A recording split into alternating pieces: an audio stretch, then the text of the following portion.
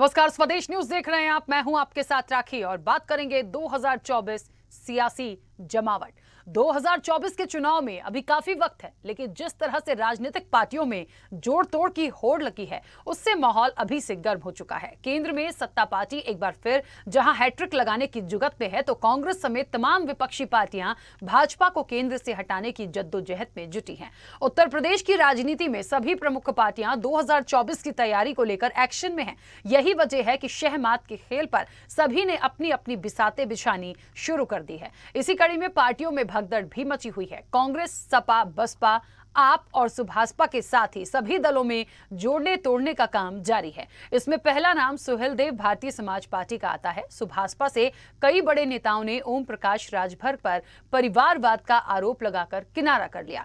Party में टूट का ठीकरा ओम प्रकाश राजभर ने सपा प्रमुख पर फोड़ा है। सुभाषपा प्रमुख के मुताबिक अखिलेश यादव पैसे, गाड़ी, टिकट का लालच देकर उनकी पार्टी को तोड़ रहे हैं।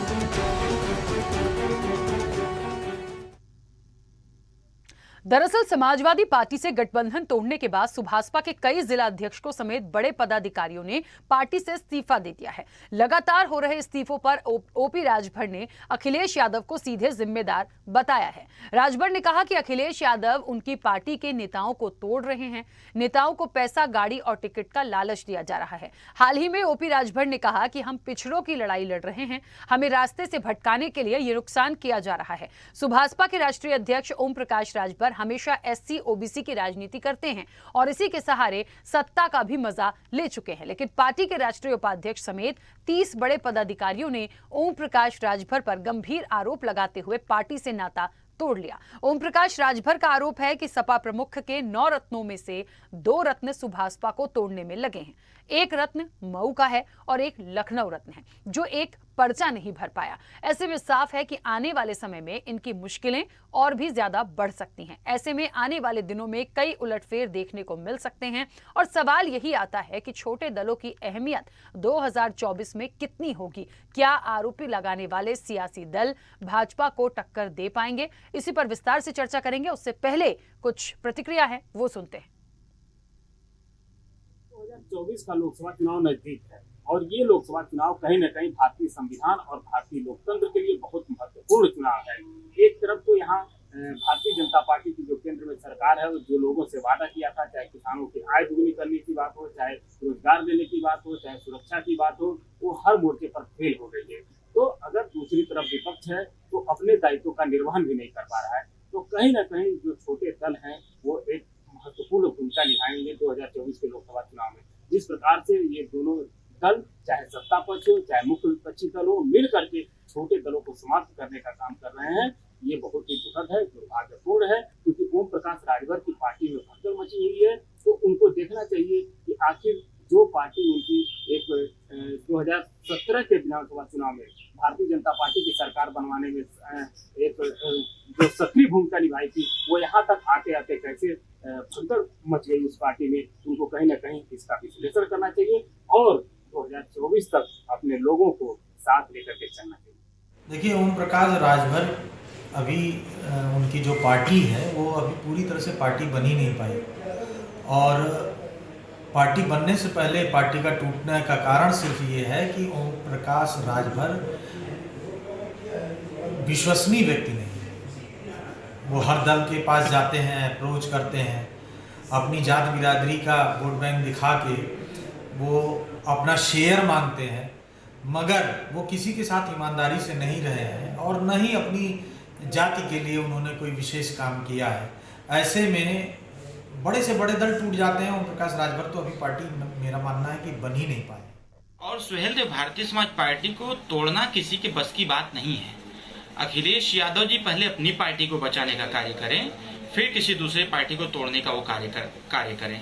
अखिलेश यादव के कुनबे में खुद ही इतना उथल पुथल मचा हुआ है कि वो ये प्रदर्शित करना चाहते हैं कि समाजवादी पार्टी के कुनबे में जो उथल पुथल मचा हुआ है उस पर किसी का ध्यान न जाए, इसलिए वो क्षेत्रीय पार्टियों पर फोकस किए हुए हैं और फंडिंग कर रहे हैं कि सुहेलदेव भारतीय समाज पार्टी को तोड़ करके अलग कर दिया जाए। बहुत सारे लोग आए और चले गए अखिलेश जी का भी देख लिया जाएगा उनके पास कितनी क्षमता है। और सुहेलदेव भारतीय समाज पार्टी से जो लोग भी गए हैं वो स्वार्थी लोग।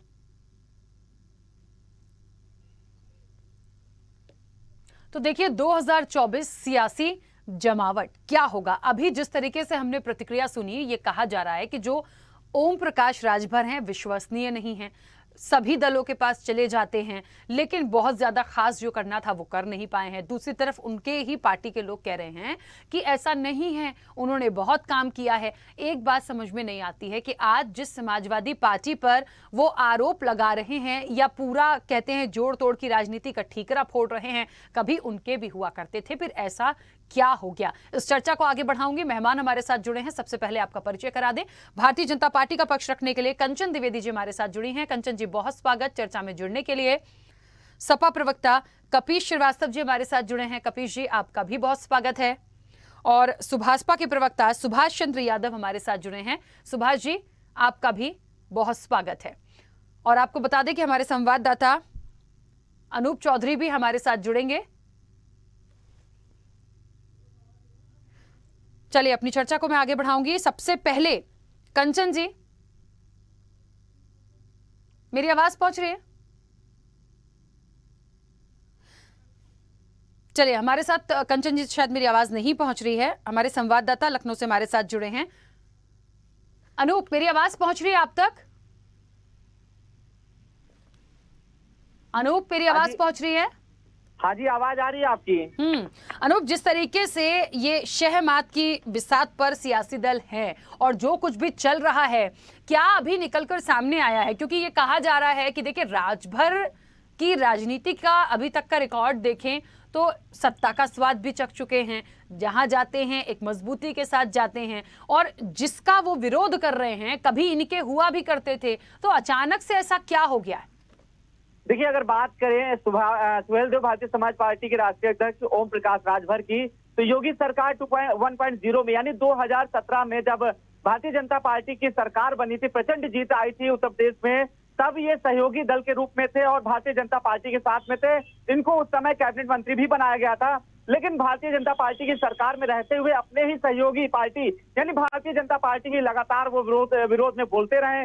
सामाजिक न्याय समिति की रिपोर्ट की लागू करने की मांग करते रहे, पिछड़ा वर्ग आयोग की मांग करते रहे। ऐसे तमाम मुद्दे थे जिनको लेकर वो हमेशा सरकार के खिलाफ ही बोलते रहे और यही वजह थी कि सरकार से इनको जो है उस समय 2007 की जब सरकार थी, योगी सरकार 1.0 में, इनको हटा दिया गया था। उसके बाद जब 2022 का चुनाव हुआ तो चुनाव होते होते ये इनकी नजदीकियां अखिलेश यादव यानी समाजवादी पार्टी से बढ़ती गई। उसके बाद समाजवादी पार्टी के साथ गठबंधन कर इन्होंने 2022 का चुनाव भी लड़ा, काफी प्रचार भी किया। और जो अभी हाल के जो रामपुर और इसके चुनाव भी हुए थे, आजमगढ़ के बाई इलेक्शन हुए थे लोकसभा के, वहां पर भी समाजवादी पार्टी के पक्ष में इन्होंने वोट मांगे थे। हालांकि दोनों सीटें समाजवादी पार्टी समाजवादी पार्टी के खाते से हटकर भारतीय जनता पार्टी के खाते में चली गई थी। उसके बाद से ही ओम प्रकाश राजभर लगातार सपा प्रमुख के खिलाफ हमलावर से लगातार उनके खिलाफ बोलते रहे कि वो एसी में से बाहर नहीं निकलते और यही वजह है कि समाजवादी पार्टी का जो जनाधार था धीरे धीरे खत्म होता जा रहा है। ऐसे तमाम आरोप लगातार, हालांकि सहयोगी दल के रूप में वो थे, उसके बावजूद भी वो लगातार सपा प्रमुख के पर तमाम आरोप लगाते रहे। इसी बीच जो है अभी कुछ ही दिनों पहले समाजवादी पार्टी ने आधिकारिक तौर से सुभाषपा से नाता तोड़ दिया। जैसे ही सुहेलदेव भारतीय समाज पार्टी और सपा का नाता टूटा, उसके बाद से लगातार सुहेलदेव भारतीय जो समाज पार्टी है उसमें फूटन हो गई, टूट हो गई। पहले तो शशि प्रताप सिंह थे, प्रदेश उपाध्यक्ष, प्रदेश प्रवक्ता थे, इन्होंने सुभाषपा से इस्तीफा दिया। आरोप लगाया कि ओम प्रकाश राजभर जो है परिवारवाद की राजनीति करते, अपने बेटों के लिए टिकट मांगते हैं। और अभी जब विधान परिषद का भी चुनाव था, उन्होंने भी ऐसा कहा गया कि ऐसा आरोप लगा कि वो टिकट मांग रहे थे, जिसके चलते वो टिकट नहीं दिया समाजवादी पार्टी ने, तो वो समाजवादी पार्टी के खिलाफ बोलना शुरू हो गए। इसके अलावा शशि प्रताप सिंह के अलावा उसके बाद भी तमाम जो उनके प्रदेश के उपाध्यक्ष थे और तमाम बड़े पदाधिकारी थे, लगभग 30 बड़े पदाधिकारियों ने एक साथ इस्तीफा दिया और सभी ने ओम प्रकाश राजभर पर बहुत ही गंभीर आरोप लगाए। कहा कि वो मुख्तार अंसारी के इशारे पर चलते हैं, उनके कहने पर ही जो उनका वहां का आदेश होता है उनके इशारे पर करते हैं। और जो परिवारवाद की जो बात कही जा रही थी, परिवारवाद का फिर अब लोगों ने आरोप लगाया कि वो उनका जो है सामाजिक सरोकार या राजनीति या एससी ओबीसी की राजनीति की बात करते हैं, लेकिन उनसे उनका कोई भी मतलब नहीं। वो सिर्फ और सिर्फ परिवार की बात करते हैं और दोनों अपने दोनों बेटे को सेटल करें राजनीति में, इस तरह की वो बात करते हैं। मंशा उनकी यही है और इसी तरह के तमाम आरोप लगाकर इनके तमाम जो पार्टी के पदाधिकारी थे, पूर्व पदाधिकारी थे, पार्टी से किनारा तोड़ लिया। ठीक है, बने रहिएगा अनूप, वापस आती हूँ आपके पास।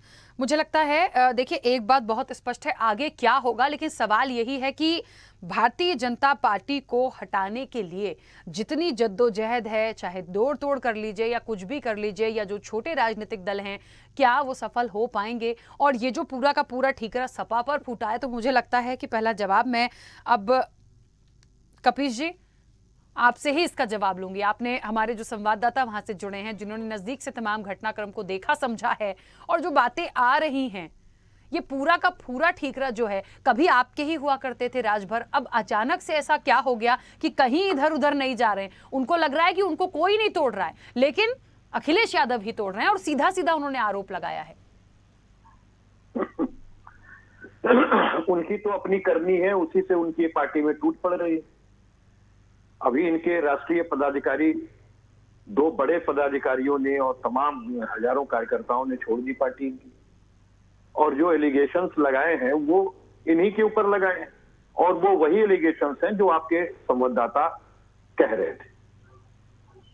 और वही चीज आपने देखा था कि कहीं ना कहीं से जिस समय ये कसम खा रहे थे कि नहीं कोई ऐसी बात है, तो टाइम्स नाउ भारत ने एक स्टिंग कराया था, और उस स्टिंग के अंदर भी सारी बातें सामने आई थी कि राजभर साहब किस तरीके से पैसे अपने टिकट के लिए लेंगे, वो सारी बातें उन्होंने उसमें स्टिंग में की थी। तो वो दोनों कंप्लायंसेस हो रहे हैं, क्योंकि बाद में जो महेंद्र चौहान जी और राजभर साहब और तमाम उनके अन्य लोगों ने भी उन पर वही इल्जाम लगाया। अब इससे समाजवादी पार्टी से क्या लेना देना है? समाजवादी पार्टी अपनी पार्टी को लेकर के चल रही है। हमारा अपना इस समय चुनाव के में जाने से पूर्व हम अपनी पार्टी का रीइन्वेशन कर रहे हैं।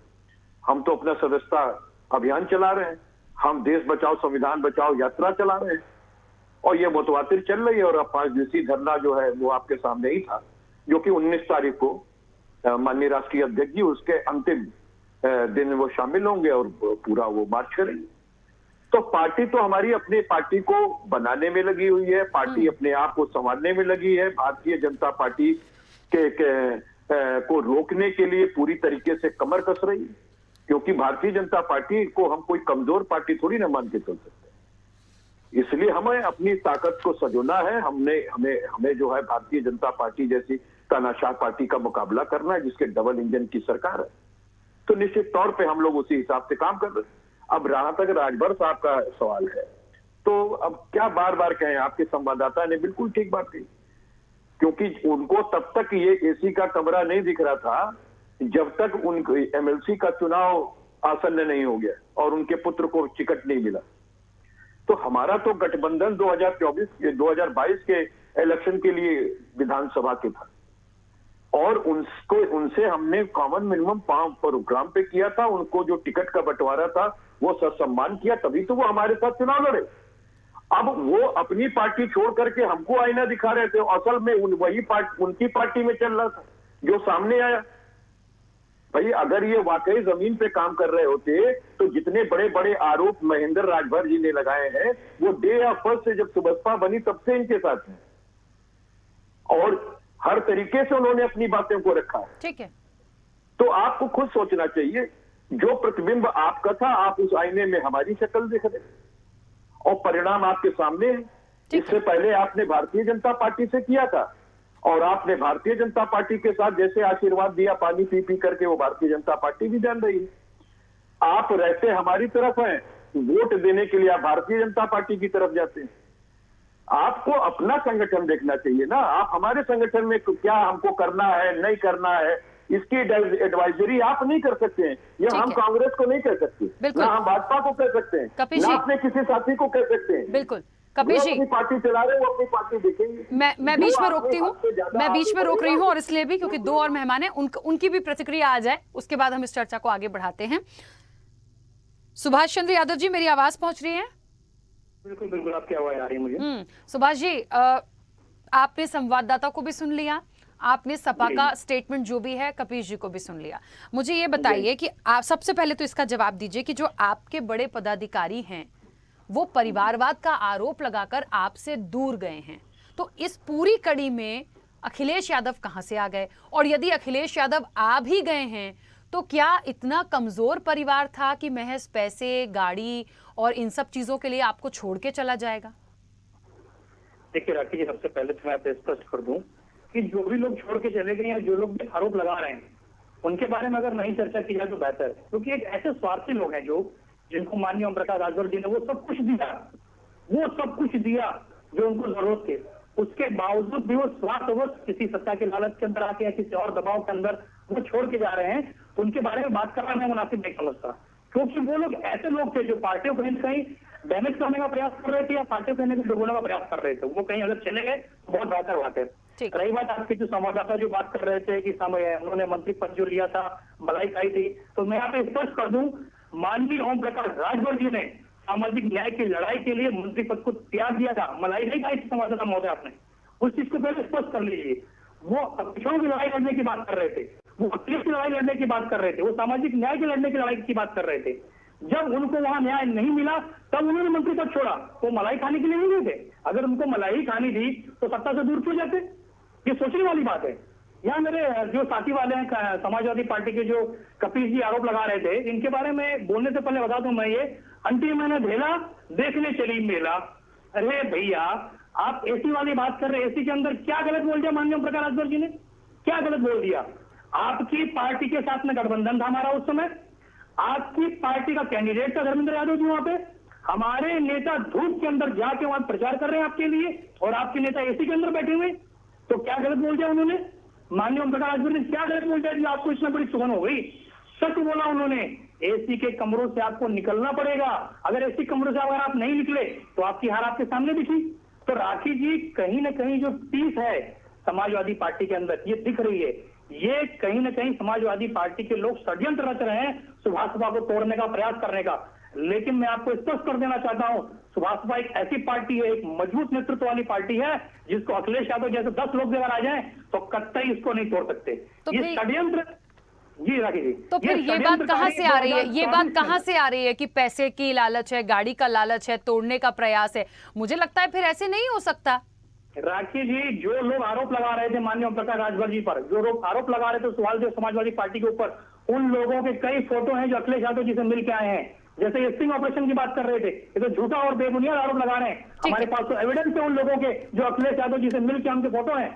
तो क्यों आरोप लगाया जाए? ठीक है, फोटो कहां क्या बयां करते हैं? चलिए ये विषय आज बड़ा हो गया है और समय हमारा कम हो जाएगा। मैं कंचन जी से भी बात कर लूं। 1 मिनट कपीश जी, 1 मिनट, सबकी प्रतिक्रिया आ जाए। कंचन जी, मिलकर प्रयास एक ही है। कंचन जी, मिलकर प्रयास एक ही है कि बीजेपी को हटाना है और उसके लिए आपस में बिल्कुल लड़मर जा रहे हैं।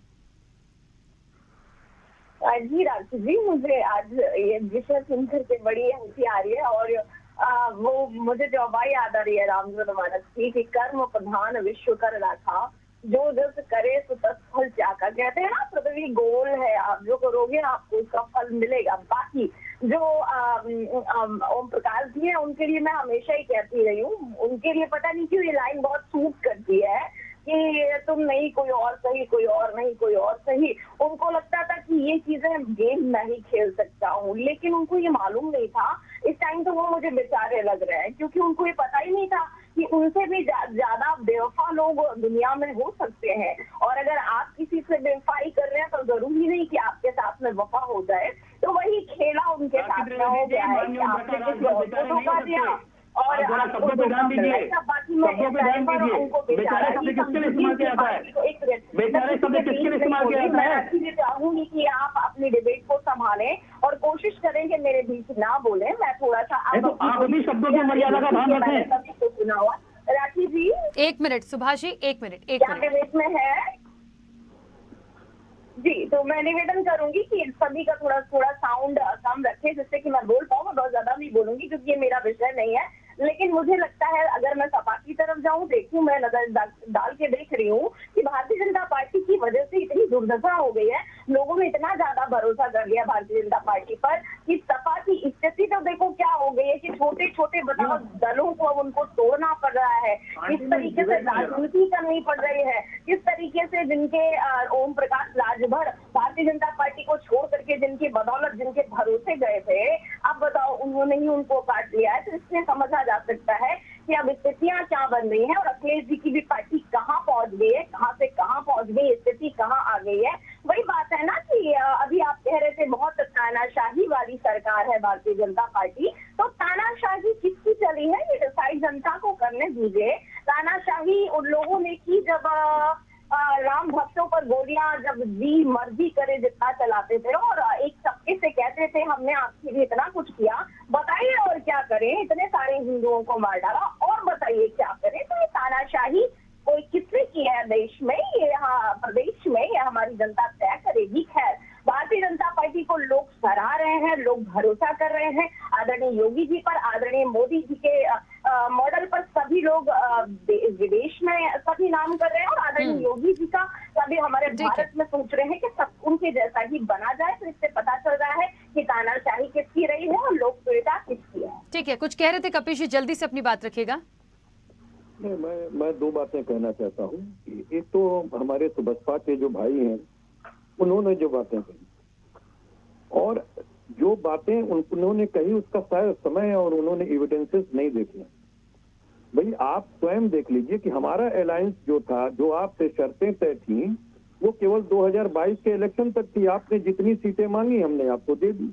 आपने कही कि हमें ज्यादातर सुरक्षित सीटें चाहिए, आपको सुरक्षित सीटें मिल गई। आप जहां उंगली रखे वो आपको दे दी गई। और वही नहीं, राजभर साहब को बकायदा हेलीकॉप्टर भी दिया गया और रथ यात्रा भी दी गई। कहीं उनको कोई सम्मान में कमी नहीं की गई।